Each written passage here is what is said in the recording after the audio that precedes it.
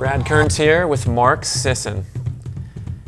10 years ago, when you started doing this stuff, blogging, getting the Primal blueprint going, we would have a video and say, hey Mark, what is Primal or Paleo? That's right. Now we're a ways down the road. It's become mainstream concept, this Primal Paleo ancestral health, exploding in popularity, well accepted by the conventional wisdom, finally making the inroads, still a ways to go. And now we're on a new frontier. And it seems like keto is turning into a big deal. What's it all about?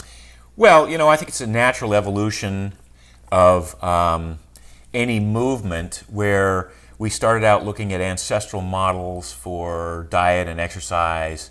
We started looking at how could we emulate a hunter-gatherer dietary experience. And in that first round of changes, we eliminated industrial seed oils. We got rid of a lot of the grains, the processed grains, some of the whole grains, some of the legumes.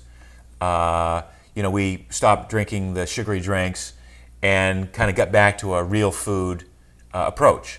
And one of the initial things that happens in that instance is that you naturally reduce the amount of carbohydrates you take in through your diet. So the Primal Blueprint was originally kind of focused around this range of carbohydrate intake that even if you ate a lot of vegetables and some root tubers and things like that, potatoes, sweet potatoes, yams, maybe a few lentils here and there, that you probably didn't exceed 150 grams of carbs a day. Maybe 200 if you were an athlete, but still that 0 to 150 grams of carbs a day became the range of the Primal Blueprint. Now over the past, and then millions of people have embraced that sort of concept, that way of eating, that I don't need to take in a lot of carbohydrates in order to be happy and healthy and productive and lean and fit and strong and all the things I want, that I want to achieve for myself. People started noticing that they had more regular energy throughout the day, that they were able to sleep better, they didn't have the blood sugar swings and the things that accompanied a change in blood glucose and insulin as a result of large amounts of carbohydrates. So we got to that point where a lot of people had embraced that. Now in the last 5 or 10 years, a new paradigm, if you will, has entered the picture, and that is how do I become really, really good at burning fat, and how do I, when I become that well adapted to burning fat, how can I reduce my requirement for glucose even further?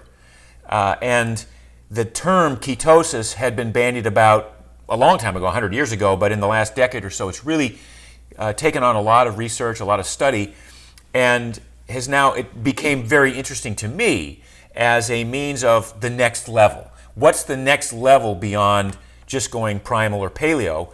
How can I get to a point where I'm really optimizing a lot of the biochemistry in my body? I'm burning fats really, really well. I'm reducing my need for glucose from any source of food, and I'm becoming good at burning ketones, which are a preferable fuel. The body, in most cases, or in many cases, prefers ketones over glucose as a fuel substrate in the brain, cardiac muscle, even much of the striated muscle that we use to lift weights and run.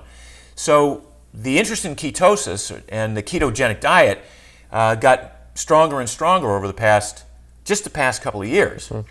And then you and I started playing around with it. I mean, I'd been going into ketosis for a couple of days at a time and experimenting with how I felt, and was I able to even exist in that space, because I kept thinking to myself, well, I can get away with eating 100 grams of carbs a day, and I have the energy that I need, and so why would I want to even play around with ketosis?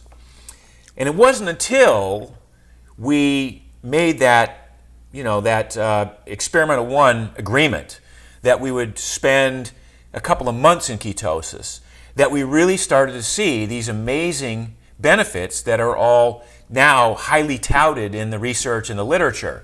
So you not only become better at producing your own internal energy, but you are able to preserve muscle in the process, which I thought was, I still had a suspension of disbelief. Like, if I cut the carbs so much and I'm even cutting my protein back, am I going to lose this precious muscle tissue that I spent so much time building and worked so hard to maintain, will it melt away? Will it evaporate?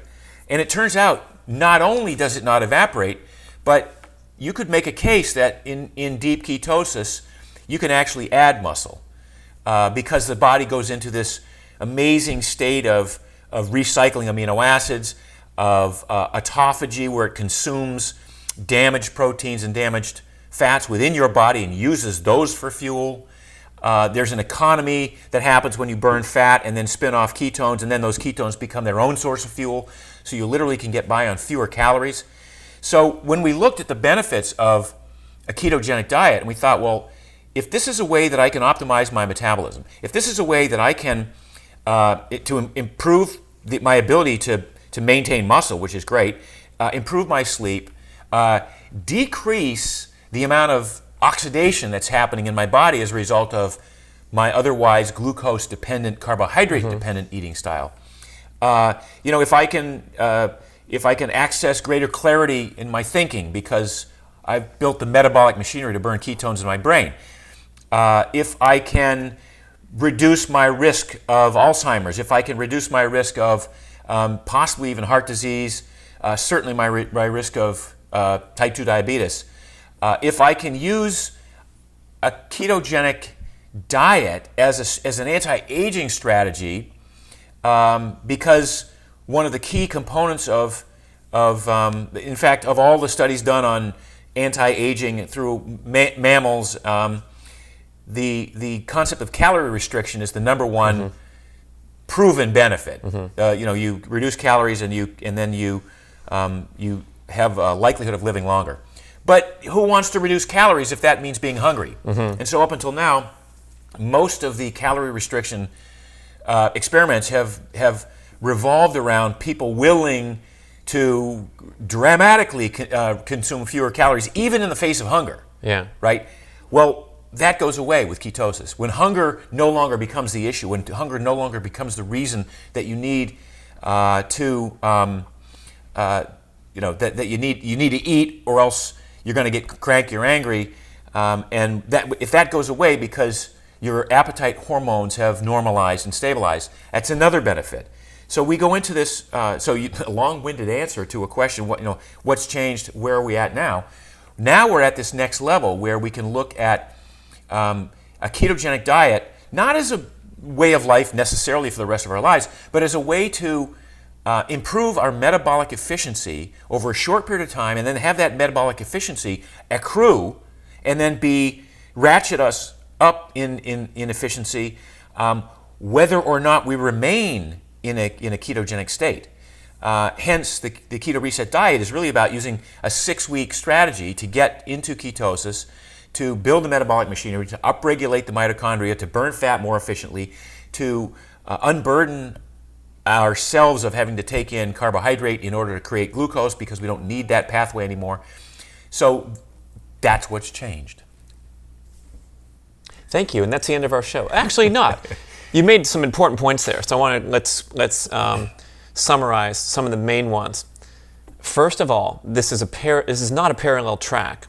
So you call it the next evolution, or it's the future launching point from a fat-adapted base, from a primal paleo ancestral eating style base, which you quantified as saying, look, you're going to get your carbs down around 150 just by ditching grains and sugars and the bad stuff. Right. So if you're in that mix and you're enjoying all these benefits, now we head out to I guess you would call it, an extension. And it was known for a long time, like you said, but it was mainly pitched as a weight loss strategy to drop the fat, because when you go into ketosis, then you're really upregulating fat burning, and you're not eating calories from carbohydrate because the restriction is so severe. That's great. The benefits are long-standing, but the breaking science that you're tapping into now with some of those sound bites, the benefits are mind-blowing, really.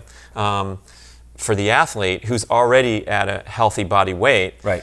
Some of these pioneers in the game are doing things that are absolutely mind-blowing and are reframing everything we've thought in the carbohydrate paradigm as athletes, especially endurance athletes, thinking that the whole game was about sparing glycogen and going as long as you can without collapsing. And now guys like Zach Bitter and the quantified experiments with Sami Inkinen and Peter Attia are showing that you can actually become bonk-proof, right. because of your diet. You can get more endurance, better fat burning, not only from training, but also just from changing your foods. Well, that idea that much of the change, if not most of the change, happens as a result of how you eat, and less of it happens as a result of how you train. Now, you still have to do the training, but you can't just get there with the training. You clearly have to alter your diet to conform to a ketogenic strategy where you decrease the amount of carbs that you take in and literally force your body to build new machinery to access and to burn fatty acids and eventually to burn ketones. But the idea that you could, in the old days they thought, well, you can train to burn fat reasonably well, but you're still going to have to use a lot of glycogen. And as your output increases, as the amount of watts you're trying to create or the miles per hour that you're running increases, or the time per mile decreases, and the effort increases, that you're going to progressively burn more and more glycogen or carbohydrate and a lot less fat, to the point that even in a marathon you might be getting 90% of your energy from stored carbohydrates or carbohydrate gels that you take during the race, and only 10 or 15 or 20% from fat. Now we're seeing almost the opposite, that people who have trained in this paradigm and who are eating this way and who have become fat adapted and keto adapted and are doing the training that is established to fit that paradigm, because there are certain ways you have to train in order to maximize that. But if you do both correctly, you can derive like close to 800 or 900 calories per hour from fat. And that was almost unthought of, unheard of, thought to be impossible as recently as 10 years ago. And one thing you said earlier, which is such a big deal for the athlete, you talked about that oxidative stress of burning glucose. And you were referencing it just at rest and having that your preferred fuel source be regular carbohydrate meals. Right. Now, if you're exercising and you're training hard and you're putting in this many hours a week and burning this many extra calories and you're burning glucose, you're in an inflammatory, high oxidative stress state because of your workout stuff that you think is making you healthy. But if it's fueled by glucose, now we know, and you've talked about this so much on the blog with Case Against Cardio and all the follow-up articles, this stuff could be unhealthy and actually accelerating your aging. Certainly not a wise part of an anti-aging strategy if you were the old paradigm of put in lots of miles and burn lots of carbohydrate. Yeah. And this oxidative damage, which manifests itself in delayed onset muscle soreness, which then makes for a case that every day you get up, if you're a runner or a cyclist or a swimmer, triathlete, whatever, every day you wake up and you're sore and tired, and yet you have to go do it again. And we can also suggest that doing it every day not only does not improve your training capacity, but may in fact hinder it, that strategically planning your workouts based on your recovery is a much better way of orchestrating a training program that gets you to your goals. So the idea that you could literally train less hard, put in less volume, and then get better results as a result partly of how you train, but also, again, mostly as a result of this fact that you're now so good at burning fat and you're not creating these outrageous reactive oxygen species, this oxidative damage that is always in conflict with your wanting to be stronger or faster or leaner or healthier. Let's talk about the weight loss aspect and why it's so effective, because I know we've had at the Primal Con retreats, people come up to you, sometimes there's tears in their eyes, I mean it's a serious deal, and they say, look, I'm doing everything you say. I have no grains and sugars. I'm exercising sensibly. I'm sleeping well, and I still have 12, 15, 17 pounds that I can't get rid of, even though everything's going right. And then when you go keto, you find that the results happen really quickly because you've changed something. Well, one of the things that's happened as a result, those same people who would say that at a Primal Con event would then get in the chow line, would get in the buffet line, and I'd watch them load a plate up of 1,200. Primal approved, sure, You're all right. great food. But I would think to myself, my God, I'm a pretty active person. I love to eat, and I could not finish half of what that person just put on their plate. That small person. That small person. So some of this plateau that people would suggest happened as a result of, well, I did all the things right, Mark, and I feel great, and I have good energy, and I'm off my meds, but I've plateaued. I haven't lost the weight. Why is that? Well, why that is that person is still storing more calories than they're burning, or there's some equilibrium where they're not accessing their stored body fat to burn it off and to burn more calories than they're storing.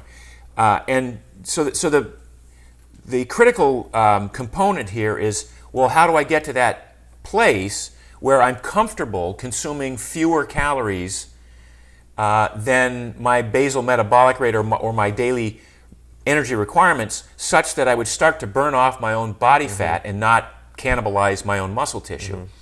That's one of the great benefits of ketosis and a ketogenic diet and the Keto Reset Diet, is that once you become good at burning fat through the dietary manipulation, through restricting carbohydrates, through forcing your body to have to go to fats as a primary source of fuel, once you become fat adapted, and then you become keto adapted to the extent that you, withholding dietary carbohydrates also prompts your liver to process and make ketones from some of the fat that it's putting through your liver.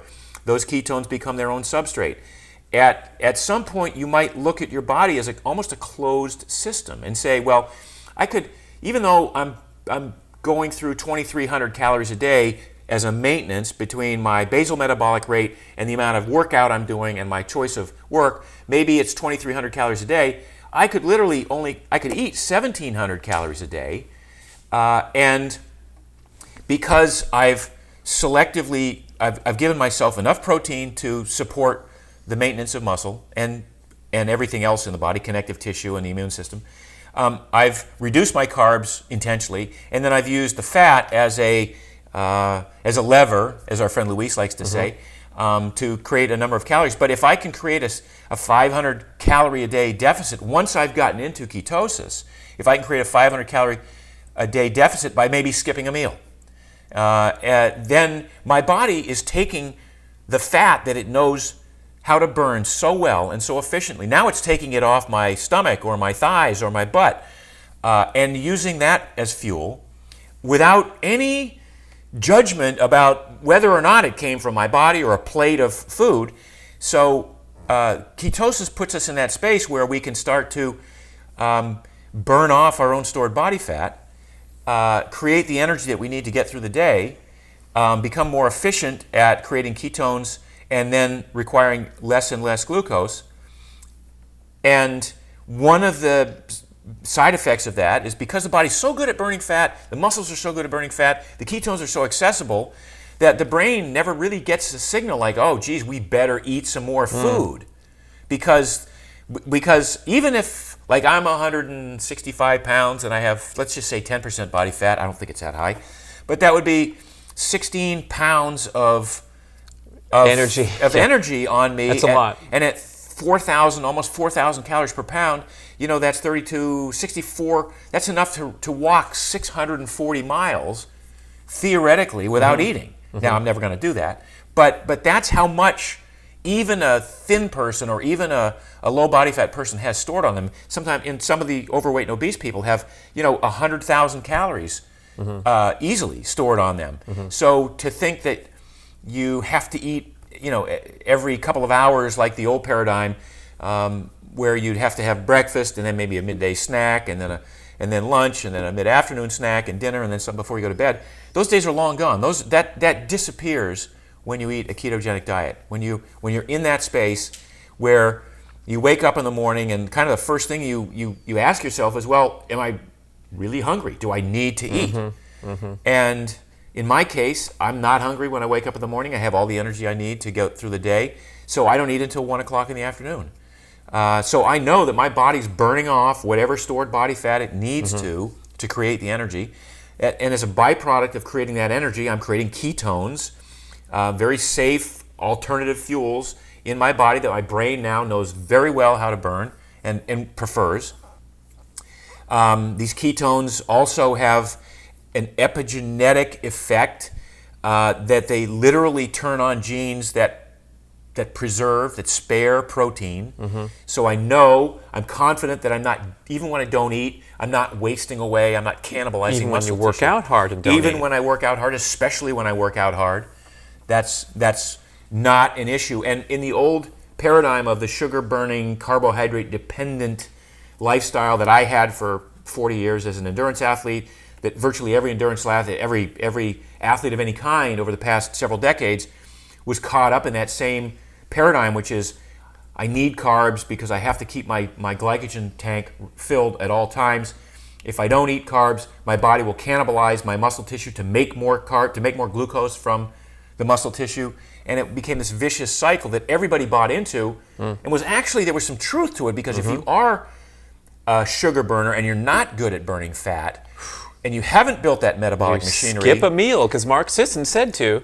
and then you skip a meal, then the brain gets crazy because it thinks, well, there's not enough glucose. I only know how to burn glucose. I haven't really spent much time burning ketones. So if I only know glucose, and there's no glucose because my blood sugar is so low because I worked out so hard and I used up all my glucose, then the brain says we got to send a signal to the adrenals to secrete cortisol. Cortisol will then strip my muscles of certain amino acids and send those amino acids to the liver to become glucose through a process we call gluconeogenesis. Again, an adaptation over millions of years of human evolution that served us well, but does not serve us well when we're dependent on carbohydrates every couple of hours and then we skip a meal. All of that goes away when you become fat adapted and keto adapted, when you get into this ketogenic eating style and eating strategy. So hunger dissipates because the brain no longer gets frantic about a lack of glucose. Brain just goes, hey, ketones are available. We know how the muscles are burning fat. Muscles don't even throughout the day, rarely if ever, have to go to glycogen or glucose. Even when I'm working out at a relatively high rate of output, say 70 or 75% of my aerobic threshold, 95% of my energy is coming from the fat, and the muscles know how to burn that fat very efficiently. So, and no kidding, because our friend Dr. Peter Attia put up those amazing and memorable numbers when he tested his performance at a submaximal heart rate. He was burning 95% carbohydrate and 5% fat at a comfortable pace. Yep. And then when he did his dietary modifications and went keto, he flip-flopped that to be burning 75% fat and 25% carbs. He completely transformed his use of energy, not from changing his training, but from changing his diet. Sorry to interrupt, but that is a huge point. No, and that's the point. That's why I say it.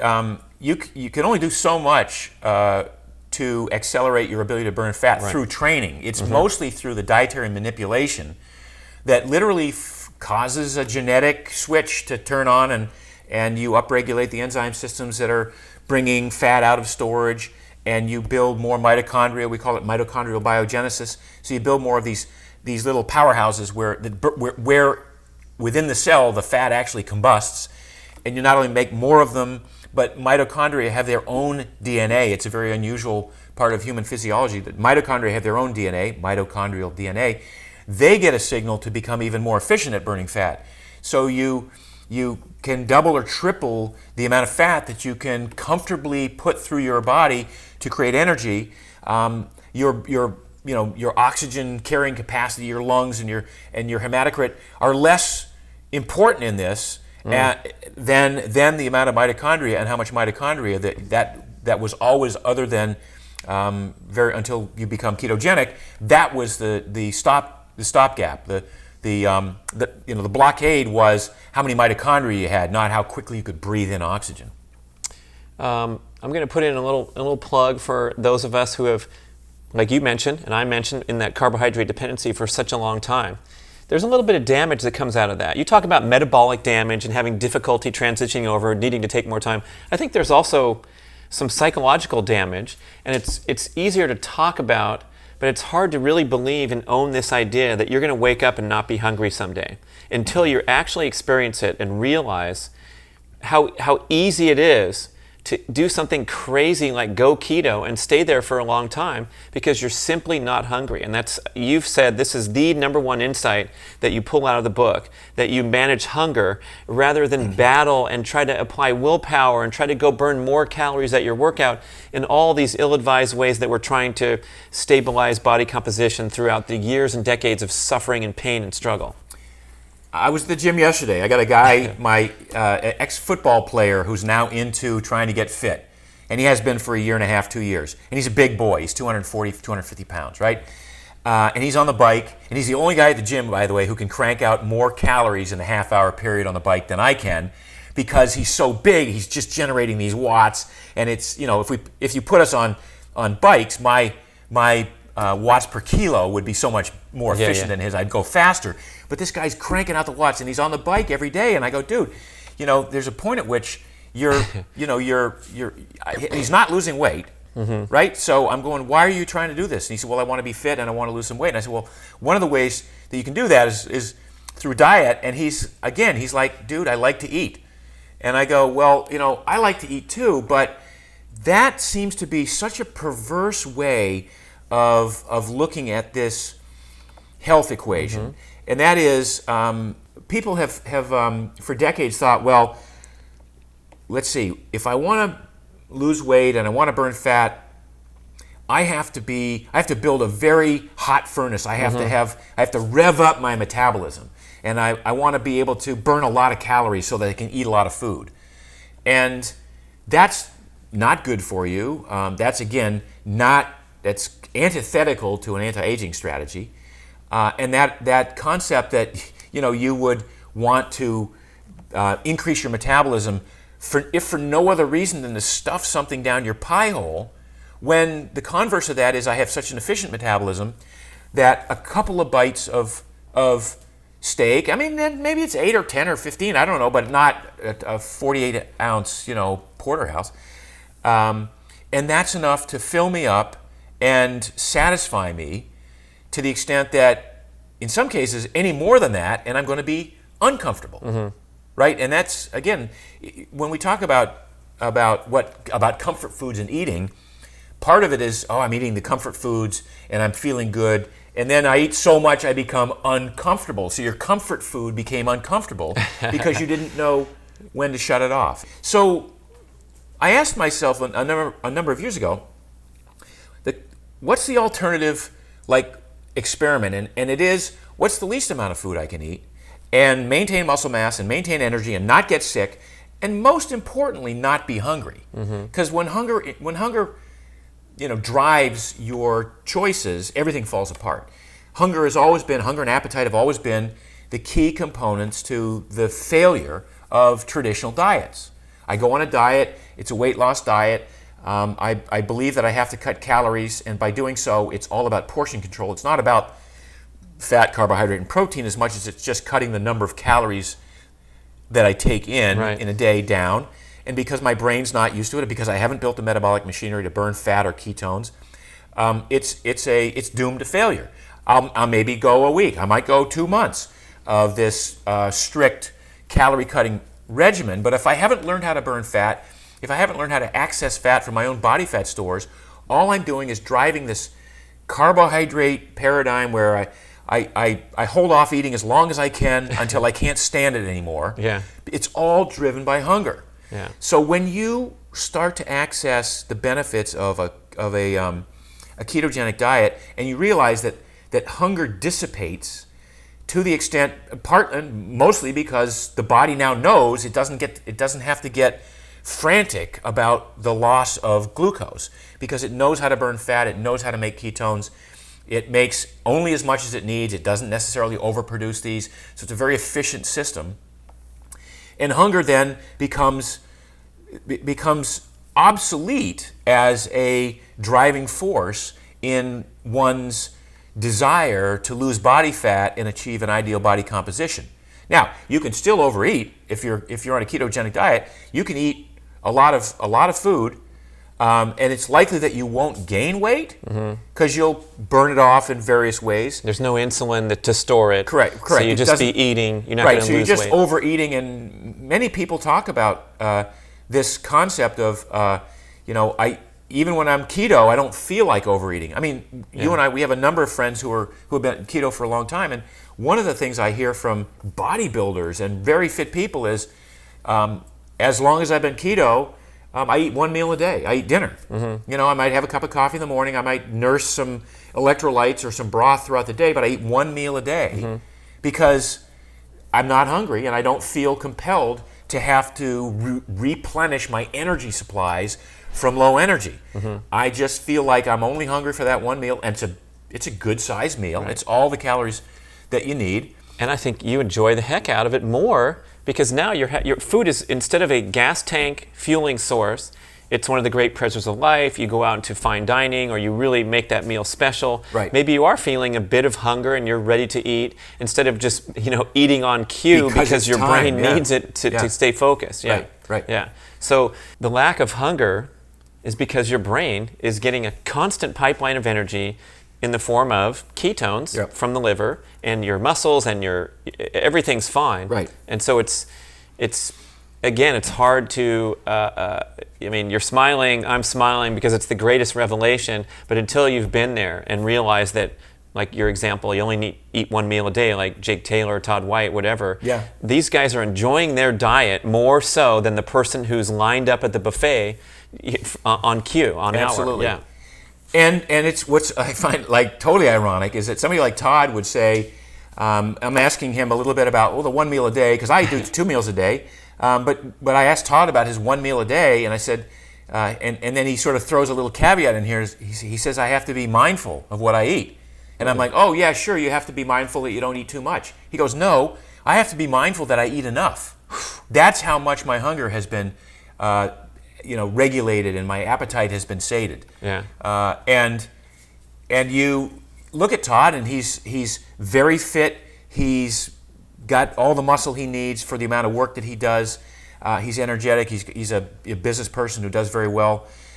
He has a glass of wine or two every night. Dry farm wines, He's right? Dry farm wines guy, yeah. So, but it was really interesting to hear him say, yes, I have to be mindful about how much I eat, meaning to eat enough. Yeah. Because sometimes you'll find, and I find this as well, I'll be out at dinner and I'll order whatever the normal meal is at whatever restaurant is, and half the time I'm like, I won't be able to finish that. It's a couple of bites of steak is all I need, or half of the chicken that they provided. One of the main benefits of a ketogenic eating strategy is that it so mitigates and normalizes appetite hormones. When you're eating too much to become uncomfortable, it's because you're eating mostly fat, and fat is so satiating that you don't have to keep slamming it like you can with the potato chips or the things that are not truly nourishing. Right. So let's talk about the growth factors when you consume excess protein and or excess carbohydrate, and why that's so important when you say it's accelerating aging rather than preserving aging. Right. So there are some, IGF-1 is a growth factor, mTOR, which are upregulated with an increase in protein. Now these have their places in the growth of a developing child or in a bodybuilder who wants to gain some weight. Baby Vanessa, for example. Yeah. But at some point... Well, we got baby, pregnant, nursing mother, teenager, adolescent trying to grow to full height or make the football team and put on weight, bodybuilder who's trying to get big. Did I miss anybody? Ironman crazy training athlete who's trying to just refuel the calories because they're training too much. Everybody else, we want to have an optimization of these growth factors rather than an overstimulation, which comes from those regular meals. Yeah, and so if you do have an overstimulation of those factors, there's been some research that suggests that these lead toward a pre-cancer pathway, toward an unhealthy manifestation of some of the otherwise normal growth patterns. And these are overstimulated when you're eating regular meals, or your macronutrient composition is in the standard American dietary pattern where you're getting above baseline needs. Yeah, I mean, if you're consuming huge amounts of protein, for instance, I mean, the body, it turns out the body, we don't need that much protein to not only exist, but to build muscle and to maintain the muscle that we have. And as more and more research becomes available, it turns out there's less and less protein that we need on a daily basis. And it's also not a matter of like every day I need 110 grams of protein, because protein within the body is maintained in a amino acid sink, if you will, that's sort of available on a regular basis and recycled and turned around. And even if you're not in a ketogenic state, the protein requirements aren't that great. If you're in a ketogenic state, because of the way the epigenetic factors that happen as a result of beta hydroxybutyrate, the ketone body that's primarily involved here, there's an increased sparing of protein, so you require less protein than even a carbohydrate-based sugar burner might think they need, and that's a lot less than what the historical documentation over the past couple of decades has suggested. So we talk in the book, in the Keto Reset Diet, about 0.7, 0.8 grams per pound of lean body mass is kind of a nice number to hit on an average. And that means some days you might get 35 grams of protein or 40 grams of protein. Other days you might get 110 or 120 grams of protein. But if it averages out over a period of days or even a week, then the body naturally takes care of this and recycles and takes those amino acids and uses them where it needs to and spares them where it needs to. So since we're on this topic, let's talk about let's continue to talk about the macronutrient composition of particularly the ketogenic diet. But I want to start by saying, first you got to become fat adapted. This is all what the book's all about, is doing it right and taking you down the long course. But let's say you're in that primal paleo ancestral eating realm, you've built up some good momentum, and now you want to go keto. The protein doesn't change. The protein is always at that. It's essentially the minimum necessary to preserve lean mass and get all the basic bodily functions going. And that's around, and we've talked to so many people and worked this over to make sure, very comfortable with that 0.7 grams per pound of lean mass, you said. So you gave an example before, you're around 165, maybe under 10%, maybe 7 or 8. But let's go with, let's say you have 150 pounds of lean mass. 0.7 is around 110 or so? 105, So 110 grams of protein, there's only 4 calories per gram of protein. So that's only 400 and some calories of protein. Not much in the big picture of how much you're burning in a day. So now let's go over to carbs and how we're going to get and stay in that ketogenic state. So carbs become the defining parameter, the limiter, when you want to enter into ketosis. Provided you're not getting an excessive amount of protein. Because what happens to excessive protein? Excessive protein can convert to glucose, which can impact. It's the presence of glucose that really that the body senses and stops making ketones. So when you have a lower glycogen, lower glucose, lower carbohydrate intake, that's when the body is prompted to make ketones. The liver combusts fat, and one of the offshoots of that is ketones, which then take the place of glucose. So if you're going to take the place of glucose, then getting rid of glucose in the bloodstream by not getting rid of it, but reducing the amount of glucose in the bloodstream through reducing the amount of carbohydrate is sort of a paramount importance. And we look at, it varies from individual to individual, but in most cases, 20 to 30 grams a day of carbs is a good place to settle into if you want to get into ketosis.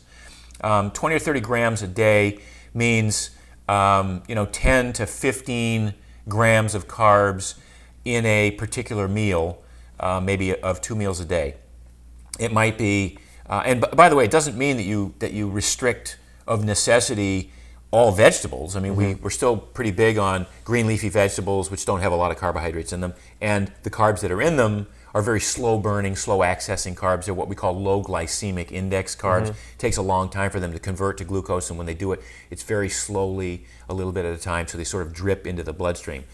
So by reducing the carbs to 30 to 40, 20 to 30, some number like that, certainly under 50 if you're starting out, that's how you get into this space of ketosis. That's where you've given the brain and the body the signal. You've told it we're not going to be consuming carbs for the next couple of days, so let's ramp up the machinery. Let's build the metabolic machinery to be able to burn fats more efficiently and to be able to burn ketones more efficiently. So that's how it starts. And then over time, you can play around with how many carbs you can take in a day, or what form they might be. So you might find that you can have a big salad with a high-fat dressing, and you stay in ketosis the whole time, even though it's a big, rich, beautiful salad. If you look at the total amount of carbs in there and the total available carbs, it's not significant enough to kick you out of ketosis. Mm-hmm. And that's a term we hear bandied about. Like I ate so many carbs I got kicked out of ketosis. Well, that's just the body going, well, once again, we get a signal there's enough glucose. We don't need to be going into our fat stores. We'd rather burn off this glucose first, so the body kind of preferentially burns off the glucose, mm-hmm. not because it wants to, but because glucose in excess tends to be toxic to the body. There's a reason that there's never more than 5 or 6 grams of glucose, a teaspoonful in the entire body at any one time. So when you restrict dietary carbs, you go into ketosis. That number again is anywhere from 10 to 20, 30, 40 grams. Certainly under 50 grams a day for most people. Now, once you've been in ketosis for a while, and particularly if you're an athlete, you might find that you can take in 70, 80, or 100 grams of carbs a day spread out over the day and still be creating ketones, burning fat effectively, because maybe if you're an athlete, you're also depleting your glycogen reserves in a workout very quickly. Mm-hmm. So there are these other factors, these other variables that can enter into the equation, and that's where it's fun to experiment with these different variables and see how much what you can get away with. Like the other night, I had a chocolate something or other that I think was designed to be ketogenic, but it wasn't. It probably had, I'm going to say, 25 or 30 grams of carbs in it. And I'd had some vegetables for dinner, some broccoli, some asparagus, something like that. So it probably had 40 or 50 grams, maybe 60 grams of carbs that night. Uh-huh. But the fact that I woke up the next morning, didn't eat breakfast, worked out fasted, which I do every day. So I might do my workout at 10 o'clock, not having eaten since the previous night. And then I get home and I don't eat for another couple of hours. I don't eat till 1 o'clock in the afternoon. Middle of the afternoon, mm-hmm. I'm back into ketosis, mm-hmm. right? So it's not like I get kicked out of ketosis and then have to reapply, or have to spend 3 days in agony. It happens the more time you spend in ketosis, the easier it is to get back in if you go off the wagon for an hour or two. I mean, our friend Todd talks about being on the road a lot, traveling, and raiding the mini bar every once in a while, in the hotel. But you raid the mini bar, you raise your glucose intake, your carbohydrate intake for one meal, but the fact that you get up the next day and you don't eat until dinner, and your body knows how to do that quite nicely, mm-hmm. You haven't really exited ketosis. You've just had a brief moment where you are burning more glucose and less fat. Then you burned off that glucose and you got back into the fat burning state. Yeah, this is sort of in the don't try this at home category, because you and Todd and people who are very metabolically efficient and have had a good track record of success are going to have a much easier time, for example, getting up after a carb binge, fasting, doing a workout, waiting to eat. What we find from the novice participant in keto, and I especially want to talk about this subject because there's so many shortcut programs out there, and you go on the internet, yeah. and there's the 5-day keto blast, and it's going to work great, and you're going to drop body fat. What happens is, what comes back into the picture, the big H, the hunger. Yeah. So this is why we're spending so much time and energy saying, look, you got to restrict those carbs, and it's going to be in this very low range. I mean, historically speaking, 20, 30, 40, 50 carbs is not a lot over the course of an entire day. Yeah. But especially as the Keto Reset Diet prepares you for, you got to make that 6-week commitment where you're keeping carbs under 50 every single day to not disturb the momentum that you're creating. Right. But at the very start of the show, you talked about how the long-term strategies and building up this metabolic fitness that actually has it's like putting an investment in the bank, because it affects you for the rest of your life. Yep. Just doing this once will have a long-term profound effect. That's funny you say. That's way off topic, but they tell young people that you're better off starting to invest in your 401k from the age of 20 to 30 and then stopping than you are starting at 35 and investing for the rest of your life, right? Right. So you with me on that? Yeah, you're growing. You're growing from age from age 30. Right, you're compounding from age 20. So anyway, that concept is that whatever you do to improve your metabolic efficiency today will stay there as long as you don't completely go off the rails and go back to, eating all of the cinnamon rolls and all of the soft drinks and all the stuff that maybe you did at one time. As long as you could even take in 150 to 200 grams of carbs a day on occasion, certainly 100 to 150 grams of carbs every day, and still retain all the metabolic machinery that you built on your 6-week keto reset program. So a lot of people might look at our keto reset and go, well, you know what? That's like, rather than do a cleanse once a year and go down to the ashram down there and and make myself miserable by not eating anything, I'll do a keto reset. Or eating brown rice 3 times a day and drinking orange juice and that's it, or whatever they're doing to you. Yeah. Instead I'll do a keto reset once a year of 6 weeks. Or maybe I'll go in and out of ketosis throughout the year. Or maybe I'll stay in ketosis. We're not suggesting that people need to stay in ketosis for the rest of their lives. I don't know many people who have, and I don't want to, because every once in a while I go through a period where I go, you know what, I'd really like to enjoy some starchy stuff on a regular basis, and I don't want to worry about kicking myself out of ketosis and having to spend time coming back. So I go in and out. I go a couple of days out. I go a couple of weeks in. I go I haven't, in the last year, I haven't gone out for more than a few days because I like it so much. And I find it so easy to eat this way that now I prefer, and that's what Todd will say, that's what a number of our friends will say, is that, I'm sure Luis, that we prefer to eat this way. I mean, if I look at my daily meal, my daily routine, and it might be a cup of coffee in the morning with some cream in it, I might have a little bit of a collagen fuel because I'm trying to work on repairing my tendons. So I'll take a collagen supplement, but that's all I'll have until 1 o'clock in the afternoon, and then I'll have a giant salad with some amount of protein in it, some meat, maybe some cheese, but not a lot of meat, not a lot of cheese. I douse it with a high-fat salad dressing. I make Primal Kitchen salad dressings specifically for that reason. They're avocado oil-rich dressings. Might have a handful of macadamia nuts in the afternoon, and then I have a steak with some grilled vegetables for dinner. I have a piece of chicken, half of a chicken breast for dinner, with some steamed vegetables and some butter on it. Those are my favorite foods. Right. So I'm not sacrificing anything. The only thing I'm not eating is I'm not eating pasta, I'm not eating rice, I'm not eating a bread roll, as part of my dinner, and I don't eat dessert. And I got to tell you, I've lost the appetite for dessert. It just doesn't. It doesn't appeal to me anymore. Yeah, I mean, you were the dessert king. I've seen you pile up that frozen yogurt in Provo, Utah, with 4 toppings on it, and all of us just inhaling this stuff and enjoying the heck out of it, but not really, because if you look at the long-term thing, everyone's getting gas and bloating. Yeah. We're complaining about these, dietary, digestive system irregularities the following day, thinking that was the normal part of life. Yeah. But it doesn't have to be that way. Well, and thinking that we thought we could burn it all off too every time. Right. So we thought we had no problem. Now forget about someone who's got excess body fat and is so frustrated for years and years. Yeah. But thinking that they need that cheesecake in their life because otherwise they would not enjoy their life. And we're saying here, emphatically that you lose your appetite for that because you're rewiring your appetite hormones and all those great things. My wife had a dinner party last night, and she had some paleo chocolate snacks at the end of it.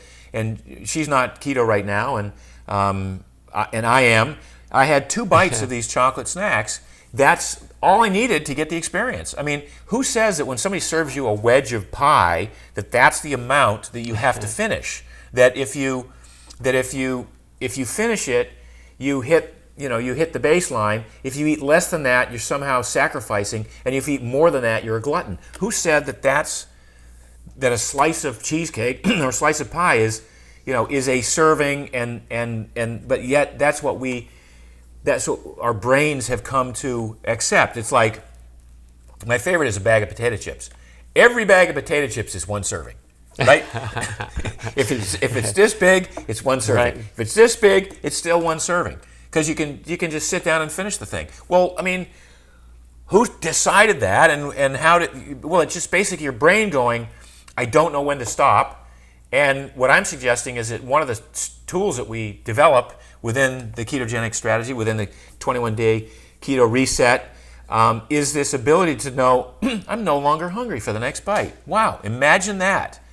And I know that if I want more, I can go to it. But for right now, I am perfectly satisfied.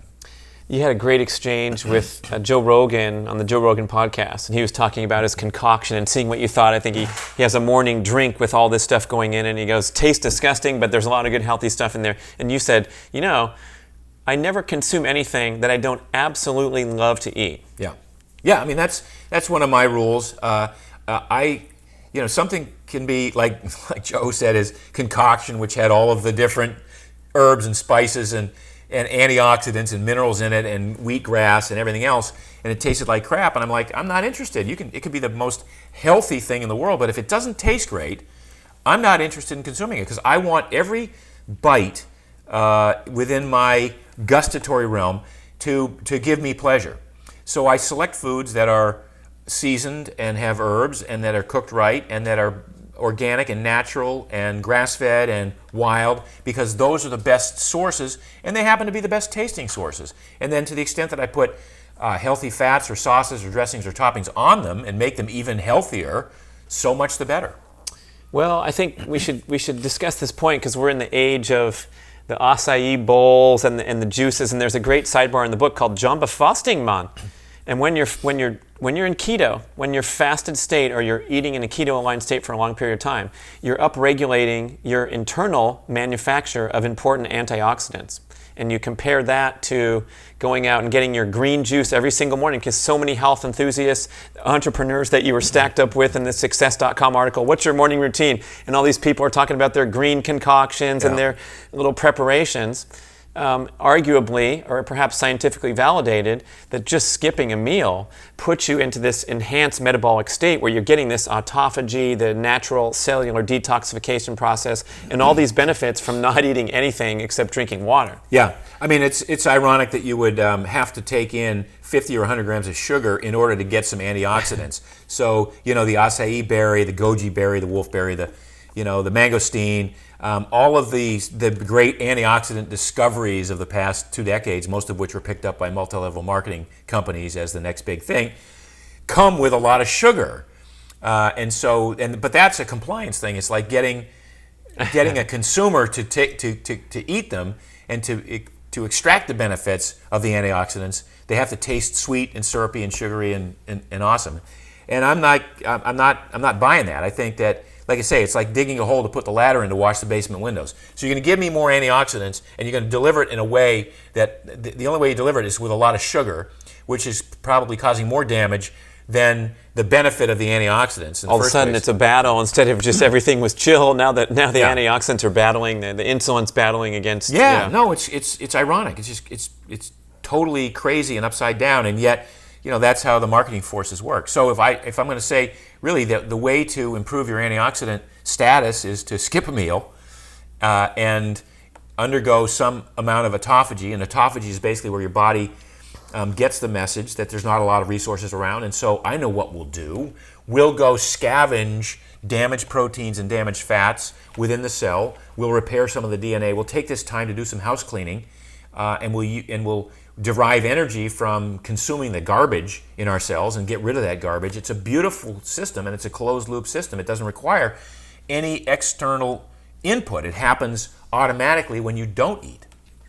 So the Keto Reset Diet, if you want to be healthy, delay the aging process, protect against those horribly accelerated rates of cognitive decline, which is increasingly being tied to a high carbohydrate eating pattern. The cancer, the obesity, the type 2 diabetes rates, all these things. You want to escape that.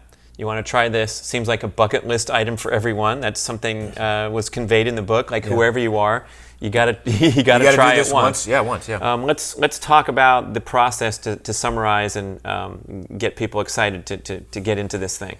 So the book starts with an education, just Sure. like we've talked about now, to try to convince you how important this is and how unimportant it is to be following the conventional wisdom of the regular meals and the strenuous exercise. And then we get into this 21-day metabolism reset. Yeah, so the metabolism reset is basically to get you prepared, to get your body in a position so that when you do go full keto, it's a natural progression as opposed to jumping off a cliff, which it is with so many people. So many of the There's the jumping off a cliff keto program. Are you talking about that? could well be one. There could well be one, because a lot of times these ketogenic diets will say, okay, we're going to start like the old Atkins program, which had the indoctrination part of it, which the phase where you go from 350 to 600 grams of carbs a day to 10. And that's a huge assault on someone's nervous system and on someone's psyche and on someone's appetite and hunger and hormones. So we take a 3-week period to do like kind of a washout and just say, all right, we're gonna take you down to an amount of carbohydrate that doesn't put you in ketosis, but is sufficient to provide all of your energy needs for the next 3 weeks, and starts to upregulate the enzyme systems that want you to burn fat, that release fat from storage, that assist you in metabolizing those fats, that give a gentle signal to the mitochondria that we might want to get a little bit better at this throughput of energy using fat. So the 3-week period is just to kind of get you ready and to practice in a comfortable situation this notion of restricting carbohydrates, but not put you to that point where you're going to experience lightheadedness or issues what we might call the keto flu, where your brain isn't getting glucose that it's used to and doesn't know how to burn the fat yet. Right? So there's a little bit of a transition period. So we're also throwing in a lot of supportive, complementary lifestyle elements, dialing in your exercise, your sleep, and your stress management techniques. Well, sleep is probably one of the more overlooked health factors in this day and age. It's not overlooked. There's lip service paid to it all the time. What are you talking about? Well, but I mean, people will say, they'll brag about how little sleep they need to get through. There's so much temptation to stay up way past a normal bedtime just because of all of the talk shows on TV or the parties going on or the things you might miss out on the internet. Or I'm trying to go to sleep, but I hear a ping coming in on my phone. Somebody's messaging me. I got to respond to it. I can't wait until tomorrow. All these excuses that we have to not just get some good sleep. And sleep is a time where the body really does do its restoration and repairing and rewiring of neural networks and all the good stuff that happens when we sleep. We tend to bypass and say, I'll catch up on my sleep later on. Well, the worst thing you can do is not get sleep. There's such a cascade of stress hormones that happen as a result of people missing sleep.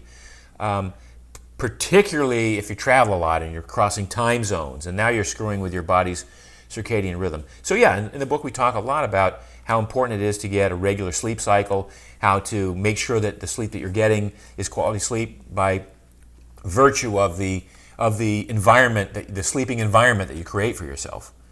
But I become a big fan of sleeping, and I make no excuses. For me, I'm very proud of the fact that I get 8.5 hours a night on most nights.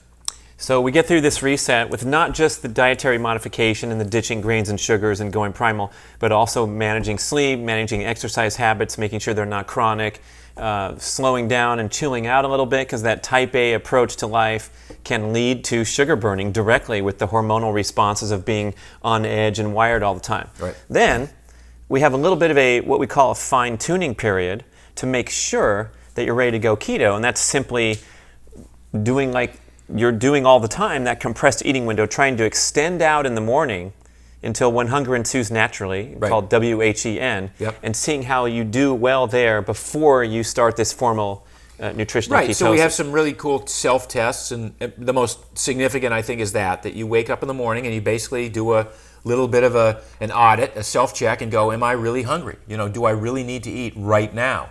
And if the answer is no, then see how long you can go without eating. And maybe it's only 9 o'clock, maybe it's 10:30, whatever.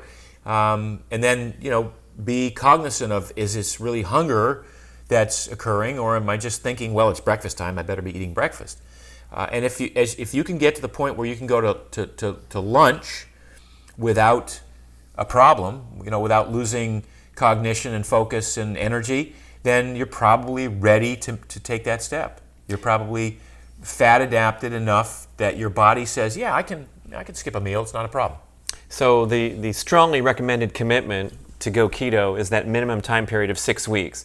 And Dom D'Agostino's been banging this drum and saying, look, you can't do this on a short term, your first time out, because you might struggle those first 3 weeks. And a lot of people, he says a lot of people give up at the right 3 at the week time, mark, yeah. right when they're about to break through and get this burst of energy and ease of adherence, because the brain's finally getting the ketones it needs, so you're alert, you're energized, your appetite hormones are good. Yeah. So we're saying 6 weeks for nutritional ketosis, and you're doing that by carbs and protein. Yeah, and eating when hunger ensues naturally, not over-consuming at any one meal, being very cognizant of when it's time to stop eating because you're no longer hungry for the next bite, not because you're full, not because the plate's finished, not because whatever. And yeah, it becomes a very intuitive process, and that's one of the things I've always stressed about my the education that I like to give people is I like to give people the choices, and then I'd like to give them the knowledge and understanding to make choices intuitively without going, what would Mark and Brad say about this choice that I'm making right now? And rather just go, yeah, I'll have that. I'll have one of those, one of those, one of those. Not think second thoughts about it, not have any regrets, and move on. So then you finish this formal 6 week period of nutritional ketosis minimum. Then you're faced with your future, your wonderful future, and all the plans and options that await. And in the book, we go and talk about advanced strategies for the athletes trying to even break through and become further fat adapted. But for everyone to kind of pick and choose, do some problem solving, maybe some experimenting, and what are some of the options for the future? They might be go back and do a couple of days or weeks of higher carbohydrate intake and see how you feel and play around with that. It might be finding a middle ground of depending on your athletic intent. If you're going to be an athlete, do you want to look at using ketosis in the off season to fine tune your fat burning, but then ramp up your carbohydrate intake a little bit during the season so that you get the best of both worlds. You fill your glycogen stores on a as needed basis the night before a hard workout is intended, or the night before a race, but then you train a lot on empty glycogen because you're trying to maximize fat burning. I mean, the idea here is metabolic flexibility, so we want to be able to not just burn fat and ketones, but also to be able to burn glucose as needed or glycogen as needed. I mean, it's like being able to take a punch now because you have that metabolic fitness, and not really get wiped out like you might have experienced early. I mean, I experienced early on a little more severity when I departed, because I wasn't all the way there. Now you can have your chocolate paleo treat and wake up the next morning, do your workout, feel fine. Yeah, exactly. So after the 6 week keto phase, the world is your oyster. I mean, anything goes. You can not go keto for the rest of the year and still benefit from it. I would hope that you'd learned enough from the experience to realize that 200 or 300 grams of carbs a day, first of all, is difficult to get unless you start taking in nasty, working hard. Well, no, unless you're consuming crackers and cereals and cakes and all that stuff, because otherwise it's almost impossible to do with just vegetables. You can do it with potatoes and starches, I suppose, but you'd have to work hard at that, right? So I would suspect that you'd ratchet down your carbohydrate intake anyway from where it was prior to you going on the keto program. You can, again, choose to stay in ketosis for longer periods of time. There's no ill effects from doing that. We know people have been in ketosis for 10 years and love it and prefer to stay there. I'm going to be in and out of ketosis for the rest of my life. Just like you are in the office. You're in and out all the time. Yeah, I guess. Mark Sisson, thanks for talking about the Keto Reset. Have a great time. Try it out.